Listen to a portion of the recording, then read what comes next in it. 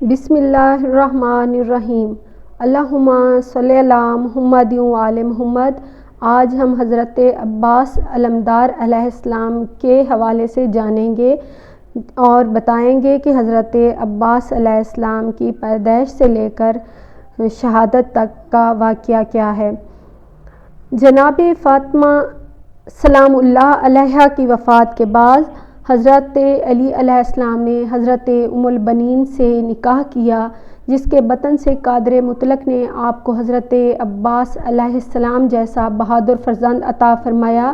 جب حضرت عباس کے نورانی وجود نے ظلمت کدہ دنیا کو منور فرمایا، نہ تو آپ کسی کی گود قبول کرتے تھے، نہ ہی اپنی مادر گرامی کا دودھ پیتے تھے۔ آپ کے آقا نامدار امام حسین علیہ السلام نے قدم رنجہ فرمایا تو بڑے تپاک اور اشتیاق سے ان کی گود میں چلے گئے اور ایسا دل فریب تبسم فرمایا جس پر حضرت امام حسین علیہ السلام کی 1000 جانیں فدا ہو گئیں۔ اللہم صلی علی محمد و آل محمد۔ پھر آپ نے اپنی دونوں باہیں امام حسین علیہ السلام کے گلے میں ڈال دیں اور سینہ پر نور سے لپٹ گئے۔ پھر حضرت علی علیہ السلام تشریف لائے اور آپ نے حضرت عباس کی پیشانی پر بوسہ دیا اور گلے سے لپٹا کر زار و قطار روئے اور فرمایا کہ عباس میرے حسین کے لشکر کا علمدار ہوگا اور حسین پر میدان کربلا میں فدا ہوگا۔ پھر آپ علیہ السلام نے حضرت عباس کے مبارک بیت کو 2 نشان دکھائے، ایک نشان مشق کا اور دوسرا علم کا تھا۔ یہ سن کر اہل بیت کی آنکھوں سے آنسو نکل پڑے۔ جب حضرت عباس کے چچا حضرت جعفر طیار شہید ہوئے، جو حضرت صلی اللہ علیہ وآلہ وسلم کے لشکر کے علم بردار تھے، تو حضرت صلی اللہ علیہ وآلہ وسلم بحر غم و علم میں ڈوب گئے۔ اسی وقت خداوند عالم نے بذریعہ جبرائیل امین ارشاد فرمایا، اے میرے حبیب، اپنے سر کو زانوئے حزن و علم سے اٹھا لے۔ میں نے جعفر کو اس کے کٹے ہوئے شانوں کے صلہ میں 2 پر عطا کر دیے ہیں، جن سے وہ بہشت کے ہر مقام پر پرواز کر سکیں گے۔ پھر خداوند عالم نے حضرت صلی اللہ علیہ وآلہ وسلم کو اطلاع دی کہ علی بن ابی طالب کے ہاں ام البنین کے بطن سے ایک لڑکا ہوگا جو تیرے بیٹے حسین علیہ السلام کے لشکر کا علم بردار ہوگا۔ وہ میدان کربلا میں حسین پر قربان ہوگا۔ اس کے بھی دونوں بازو جعفر طیار کی طرح اشکیا کے خنجر ستم سے کٹ جائیں گے۔ حضرت صلی اللہ علیہ وآلہ وسلم نے یہ تمام رویداد حضرت علی علیہ السلام سے بیان کی اور فرمایا، اے علی، تیرے اس بیٹے کو جعفر سے 1 گنا مشابہت حاصل ہے، لیکن تیرے بیٹے کا مرتبہ جعفر سے بہت ارفع ہے۔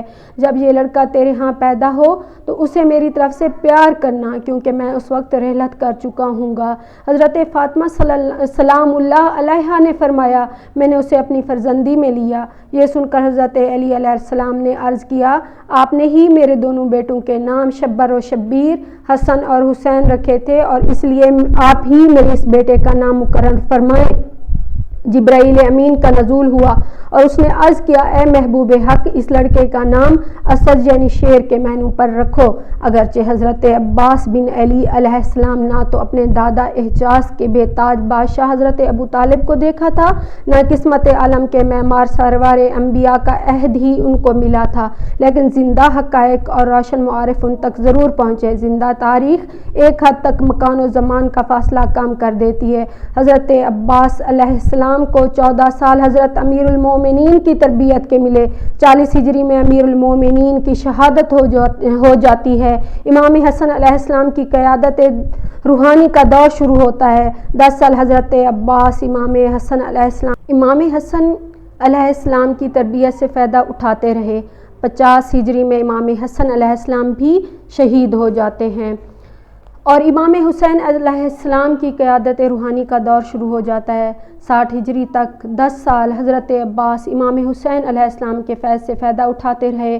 61 ہجری کے آغاز میں جب کہ وہ کربلا میں وفا و شجاعت و غیرت کے ہیرو کی حیثیت سے اپنی لافانی تاریخ کے نقش ابھارتے ہیں، اس وقت ان کی عمر 34 سال تھی۔ حضرت عباس کی زندگی کے 34 سال انہیں ذہنی تکمیل اور عملی و اخلاقی عروج کی اس چوٹی پر پہنچا دیتے ہیں جہاں اگر قوم صدیوں میں پہنچتی تو ان کے لیے باعث فخر تھا۔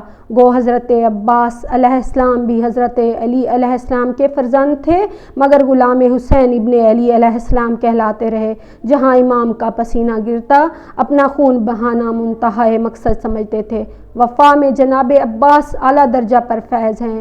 کنارہ آب خالی ہو گیا تھا، کئی میل تک ابن سعد کے بھگوڑوں سے میدان خالی رہا۔ مشق پانی سے بھر لی، ہونٹ خشک تھے، گلا سوکھا تھا، مگر شجر و وفا تر و تازہ تھا۔ پانی نہیں پیا، باوجود کہ پینے پر قدرت تھی۔ کیوں وفا کے خلاف تصور کیا کہ آقا و آقازادیاں پیاس سے بے تاب ہوں اور غلام پانی پیے؟ وفا کی مثال قائم کی۔ یہی وجہ ہے کہ حسین کو اپنے ساتھیوں پر ناز تھا، سب وفادار تھے۔ جناب زینب کو اپنے بھائی کی شجاعت پر پورا بھروسہ تھا۔ حضرت عباس علیہ السلام کی زندگی میں قید کا تصور بھی نہیں ہو سکتا تھا۔ فوج شام کی جرأت ہی نہ تھی کہ خیموں کی طرف رخ کر سکے۔ خود امام مظلوم پر زندگی میں آنچ نہ آنے دی۔ جناب عباس علیہ السلام کی آواز سہمے ہوئے دلوں کو تسکین دیتی اور قمر بنی ہاشم کی شکل آنکھوں کو جلا اور بے چین طبیعت کو چین بخشتی۔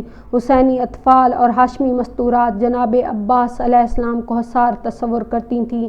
آنی ہتھیاروں کی جھنکار، بلند نیزوں کی انیاں، گھوڑوں کی ٹاپوں کی آوازیں جہاں اہل حرم کو ڈرانے کا کام کرتی، وہاں جناب عباس کا ایک جملہ دلوں پر دستے تسلی کا کام دیتا۔ مرجھائے ہوئے دل سکون پا جاتے۔ عالم ضعیفی میں بھی حسین اپنے آپ کو ضعیف نہیں سمجھتے تھے، کیونکہ بھائی زور کمر مضبوط کیے ہوئے تھا۔ علی کا لال حسین کے دل کا غنچہ مرجھانے نہ دیتا۔ ابو تراب کا لخت جگر جناب فاطمہ کے نور عین کا حالہ کیے رہتا۔ گو جناب عباس کی حسرت دل میں رہی اور اجازت نہ ملنے کی وجہ سے ارمان نہ نکل سکا، مگر لاش پر امام مظلوم نے یہ جملہ کہہ کر اب میری کمر ٹوٹ گئی یہ ثابت کر دیا کہ وہ صرف جناب عباس کی زندگی کو اپنا سہارا سمجھتے تھے۔ روز عاشور جب قربانی پیش کرنے کا ارادہ کیا تو ان الفاظ میں مولا میرا سینہ زندگی سے تنگ ہو گیا ہے، اجازت جنگ مانگی۔ خرد سال بچوں کی پیاس، جناب سکینہ کی اللہ تش اللہ تش اللہ تش کی صدا، آقا زادیوں کے بہتے ہوئے آنسو جناب عباس کی غیرت کو للکار رہے تھے اور اذن جہاد نہ ملنے سے مایوسی تھی۔ ایسے غیور بہادر کے لیے زندگی صبر کے کڑوے پیالے تھے۔ آخر صبر کی بھی کوئی حد ہوتی ہے، نامعلوم کس دل سے اور کس قدر طبیعت پر دباؤ ڈال کر اور کس قدر صبر کی چٹان جوشیلے قلب پر رکھ کر کہا ہوگا مولا مجھے لڑنے کی نہیں تو مرنے کی اجازت دیجیے۔ امام مظلوم نے آہ بھری اور جناب عباس علیہ السلام کی طرف دیکھا اور فرمایا اے میری قوت بازو، میری فوج کے سپہ سالار، زینب کے پردے کے محافظ، کس طرح سے اجازت دوں؟ تیرے جانے سے میری کمر ٹوٹ جائے گی۔ غرض ناچار و مجبور ہو کر مولا نے لڑنے کی نہیں بلکہ پانی لانے کی اجازت دی کہ اچھا جاؤ پیاسوں کی پیاس بجھاؤ۔ جناب سکینہ سے مشق لی اور سقائے سکینہ دریا سے پانی لانے کے لیے روانہ ہوئے۔ پانی لیا، خود نہ پیا، گھوڑے کو ایڑ لگائی۔ چاروں طرف سے حملہ آور اور تمام فوج کا مقابلہ صرف سقائے سکینہ سے۔ اگر لڑنے کی اجازت ہوتی تو مشق رکھ دیتے، مقابلہ کرتے۔ جس طرح سے فرات کا کنارہ خالی ہو گیا تھا، میدان خالی کرنا دشوار نہ تھا، مگر اجازت پانی لانے کی تھی، لڑنے کی نہیں تھی۔ حسرت دل میں رہی، ارمان پہلوؤں میں کروٹیں لیتا رہا۔ پانی بے حسین صرف اتنا لاش خیمہ میں نہ لے جانا اور اپنے بابا علی مرتضیٰ اور چچا جعفر طیار سے جا ملے۔ اللہم صلی علی محمد و آل محمد، اللہم صلی علی محمد و آل محمد، صدقہ محمد و آل محمد۔ کوئی غم نہ ملے سوائے غم شبیر۔ اللہم صلی علی محمد و آل محمد۔